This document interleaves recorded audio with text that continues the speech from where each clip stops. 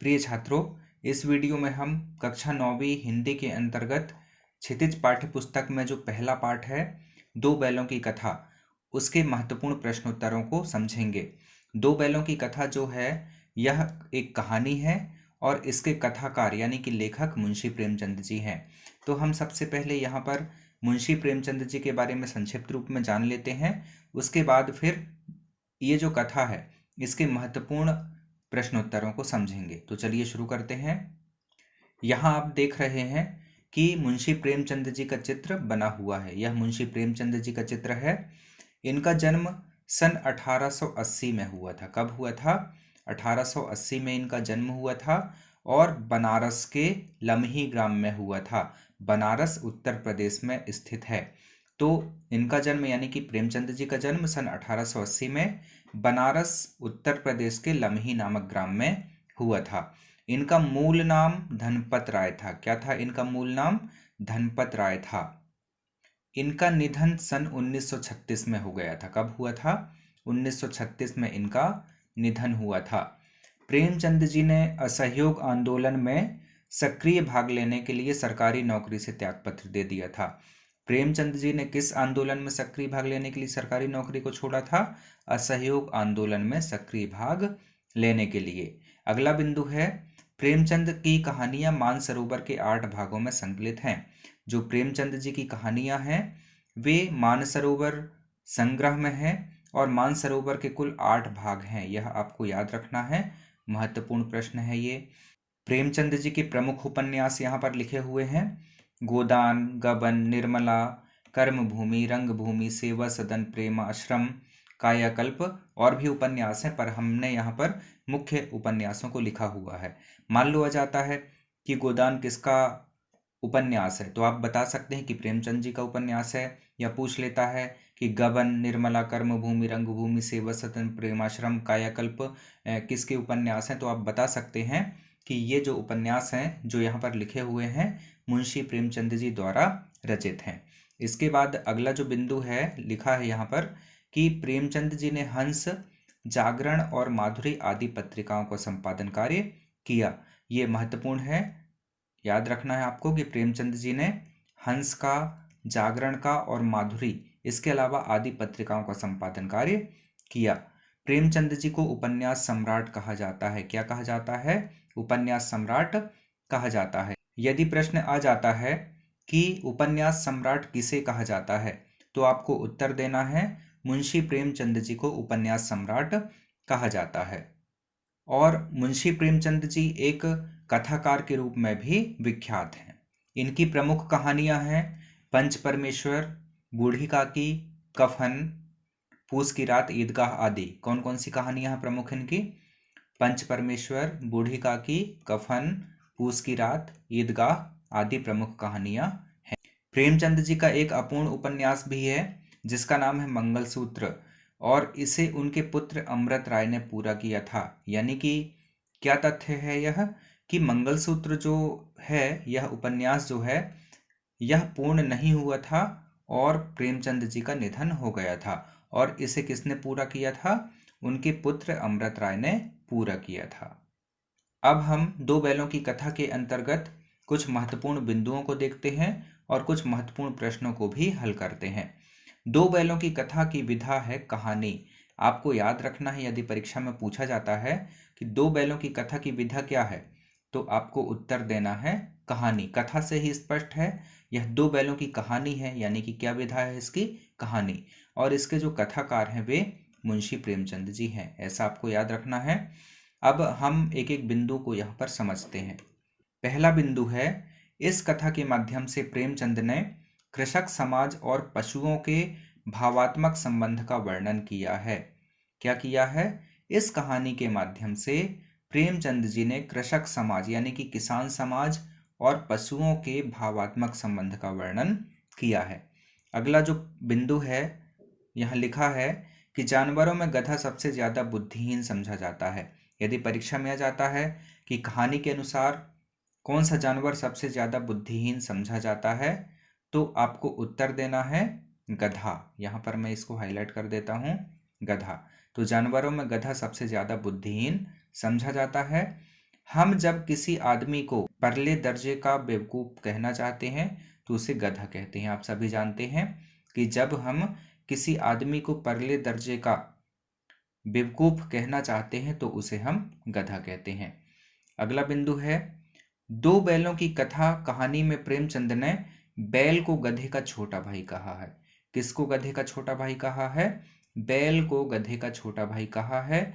उन्होंने बैल को बछिया के ताऊ भी कहा है। आपको याद रखना है कि बैल को क्या क्या कहा है उन्होंने।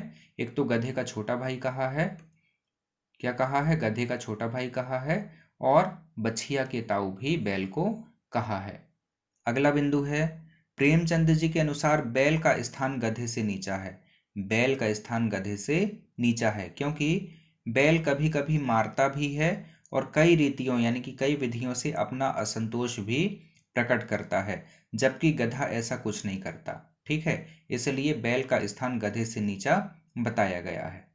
झूरी काछी के दोनों बैलों के नाम हीरा और मोती थे। क्या थे? झूरी काछी के दोनों बैलों के नाम, झूरी काछी के पास दो बैल थे, एक का नाम हीरा था और एक का नाम मोती था। बहुत दिनों साथ रहते दोनों में भाईचारा हो गया था। दोनों बैल पछाई जाति के थे। कौन सी जाति के थे? पछाई जाति के। महत्वपूर्ण है, आपको याद रखना है। झूरी के साले का नाम गया था। क्या था? गया एक नाम था जो कि झूरी के साले का नाम था। साले यानी कि पत्नी के भाई का नाम क्या था? गया था। अगला बिंदु है, दो चार बार मोती ने गाड़ी को सड़क की खाई में गिराना चाहा, परंतु हीरा ने संभाल लिया। इस घटना से स्पष्ट होता है कि हीरा मोती से अधिक सहनशील था। मान लो प्रश्न आ जाता है कि किस घटना से स्पष्ट होता है कि हीरा जो है मोती से अधिक सहनशील था, तो आपको वहां पर उत्तर देना है कि दो चार बार मोती ने गाड़ी को सड़क की खाई में गिराना चाहा पर हीरा ने संभाल लिया। तो इस घटना से स्पष्ट होता है कि हीरा मोती से अधिक सहनशील था। अगला जो प्रश्न है या बिंदु हम कह सकते हैं, प्रश्न के रूप में हम इसे देखते हैं कि यहाँ पर प्रश्न है, देखिएगा, कांजी हाउस के चौकीदार ने हीरा को क्यों मारा? कांजी हाउस किसे कहते हैं? जहाँ पर पशुओं को कैद करके रखा जाता है। जब कोई पशु किसी किसान की फसल को हानि पहुंचाता है या फिर फसल के अलावा किसी अन्य सामग्री को वो हानि पहुंचाता है तो उसे एक स्थान पर कैद करके रखा जाता है और इस स्थान को कहते हैं कांजी हाउस। तो यहाँ पर प्रश्न है कि कांजी हाउस के चौकीदार ने हीरा को क्यों मारा? वहाँ एक चौकीदार रहता है, तो उसने हीरा को क्यों मारा? उत्तर है, हीरा कांजी हाउस की दीवार गिराने का प्रयास कर रहा था। आपने कहानी पढ़ा होगा, हीरा जो है कांजी हाउस की दीवार गिराने का प्रयास कर रहा था। हीरा के इस उजड्डपन को देखकर चौकीदार ने उसे मारा। चौकीदार ने किसे मारा? हीरा को मारा, और हीरा के उजड्डपन को देखकर उसने हीरा को मारा था। किसने हीरा को मारा था? चौकीदार ने हीरा को मारा था। अगला प्रश्न है, कांजी हाउस की दीवार को किसने गिराया? उत्तर है, कांजी हाउस की दीवार को मोती ने गिराया था। देखिए, यहाँ पर एक महत्वपूर्ण बात आपको याद रखनी है कि कांजी हाउस की दीवार को मोती ने गिराया था और हीरा जो है केवल प्रयास किया था, थोड़ी बहुत मिट्टी उसकी गिराया था दीवार की, बाकी जो पूरी दीवार है उसको किसने गिराया था? मोती ने गिराया था। अगला प्रश्न है, कांजी हाउस में कौन कौन से जानवर थे? तो आपको याद रखना है कि कांजी हाउस में बैल यानी कि हीरा और मोती, घोड़ियां, बकरियां, भैंसे और गधे थे। अगला प्रश्न है, कांजी हाउस की दीवार टूटने के बाद वहां कौन खड़े रहे? कांजी हाउस की दीवार टूटने के बाद वहां पर गधे खड़े रहे। घोड़ियां, बकरियां, भैंसें तो चली गई थी वहां से, लेकिन गधे खड़े रहे थे। उनको भय था कि उनको यहां से निकलने के बाद और भी कष्ट पहुंचाया जाएगा। अगला प्रश्न है, गया ने हीरा मोती को दोनों बार सूखा भूसा खाने के लिए दिया क्योंकि? ये ऑब्जेक्टिव टाइप क्वेश्चन है। देखिएगा, पहला जो विकल्प है, गया पराए बैलों पर अधिक खर्च नहीं करना चाहता था। दूसरा जो विकल्प है, गरीबी के कारण खली आदि खरीदना उसके बस की बात नहीं थी। तीसरा विकल्प है, वह हीरा मोती के व्यवहार से बहुत दुखी था। और चौथा विकल्प है, उसे खली आदि सामग्री की जानकारी नहीं थी। तो यहाँ पर जो सही उत्तर आएगा वह यह आएगा। कौन सा? गया पराए बैलों पर अधिक खर्च नहीं करना चाहता था, यह सही उत्तर है। अगला जो प्रश्न है, किस जानवर को कभी क्रोध नहीं आता? पहला बैल को, गधे को, गाय को या कुत्ते को। तो यहाँ पर जो उत्तर है वह आएगा गधे को। गधे को कभी क्रोध नहीं आता, ऐसा कहानी में मुंशी प्रेमचंद जी ने कहा है। झूरी ने अपने बैलों को कहाँ भेज दिया था? पहला ननिहाल के पास, भाई के पास, ससुराल या ताऊ के पास। तो इसका जो उत्तर है वह है ससुराल। उसने यानी कि झूरी ने बैलों को अपने साले के पास भेजा था, जिसका नाम गया था। साले के पास भेजा यानी कि ससुराल में भेजा, यहाँ पर स्पष्ट है। अगला प्रश्न है, कांजी हाउस से नीलामी में बैलों को खरीदा, किसने खरीदा? तात्पर्य यहाँ पर है कांजी हाउस से नीलामी में बैलों को किसने खरीदा? पहला ऑप्शन है गाड़ीवान ने, दढ़ियल कसाई ने, किसान ने या व्यापारी ने। तो इसका जो उत्तर है वह है दढ़ियल कसाई ने। दढ़ियल कसाई ने कांजी हाउस से नीलामी में बैलों को खरीदा था। अगला प्रश्न है, किस जानवर के चेहरे पर कभी असंतोष की छाया भी दिखाई नहीं देती? पहला बैल के, दूसरा गधे के, तीसरा गाय के या चौथा कुत्ते के। गधे के चेहरे पर कभी भी असंतोष की छाया दिखाई नहीं देती, ऐसा कहानी के अनुसार है कि गधे के चेहरे पर कभी असंतोष की छाया भी दिखाई नहीं देती।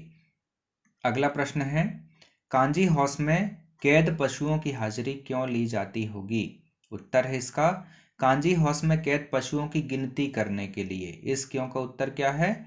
उनकी गिनती करने के लिए, यानी कि पशुओं की गिनती करने के लिए उनकी हाजिरी यानी कि उपस्थिति ली जाती होगी। ठीक है। अगला प्रश्न है, छोटी बच्ची को बैलों के प्रति प्रेम क्यों उमड़ आया? तो इसका उत्तर है, छोटी बच्ची की माँ मर चुकी थी, सौतेली माँ उसे मारती थी, बैलों से कड़ा काम लिया जाता था परंतु उन्हें सूखा भूसा खिलाया जा रहा था, इस कारण छोटी बच्ची को बैलों के प्रति प्रेम उमड़ आया। अगला प्रश्न है, यहाँ पर एक कथन दिया हुआ है, इतना तो हो ही गया कि 9-10 प्राणियों की जान बच गई, वे सब तो आशीर्वाद देंगे। यह कथन किसने किससे कहा था? तो यह कथन, कौन सा कथन? इतना तो हो ही गया कि 9-10 प्राणियों की जान बच गई, वे सब तो आशीर्वाद देंगे। यह कथन मोती ने हीरा से कहा था। यहाँ पर हमने दो बैलों की कथा नामक पाठ में आए हुए कुछ मुहावरों को लिखा है, यानी कि उनका अर्थ और वाक्यों में प्रयोग किया है। इनको हम समझते हैं। 9-2-11 होना, इसका आशय है भाग जाना। इसका वाक्य प्रयोग हम करते हैं, बिल्ली को देखकर चूहा 9-2-11 हो गया। हम सभी जानते हैं कि बिल्ली चूहे को खा जाती है, तो जैसे ही चूहा बिल्ली को देखा तो वह 9-2-11 हो गया, यानी कि भाग गया। अगला जो मुहावरा है, जी तोड़कर काम करना, इसका आशय है पूरा परिश्रम करना। इसका वाक्य प्रयोग है, किसान खेत में जी तोड़कर काम करते हैं। जी तोड़कर काम करना यानी कि पूरा परिश्रम करना। अगला जो मुहावरा है, दिल भारी होना यानी कि दुखी होना। इसका वाक्य प्रयोग करते हैं, माता पिता द्वारा इतना खर्च करने के बाद भी यदि बच्चे पढ़ाई ना करें तो उनका दिल भारी होना स्वाभाविक है। यह वाक्य में प्रयोग हुआ। कौन से मुहावरे का वाक्य में प्रयोग हुआ? दिल भारी होना का वाक्य में प्रयोग हुआ। अगला मुहावरा है, टकटकी लगाना यानी कि लगातार देखना। टकटकी लगाना यानी कि लगातार देखना। इसका वाक्य प्रयोग है, वह मेरे ओर टकटकी लगाए देख रहा है।